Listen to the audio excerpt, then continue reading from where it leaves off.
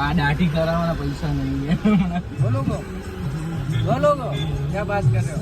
इसमें क्या है, उबेर वो किया है ना, उसमें एसी भी लिखा है, लेकिन सीएनजी का भाव बढ़ गया है, ठीक है।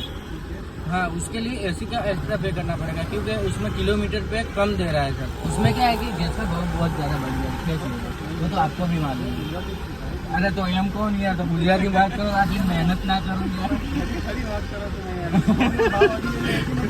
એટલે એમાં એવું છે કે F3 આ દાઢી કરાવવાના પૈસા નહીં है। હા વાંધો નહીં, હું કરી નાખું છું, થોડા એક્સ્ટ્રા કરી આવું બસ।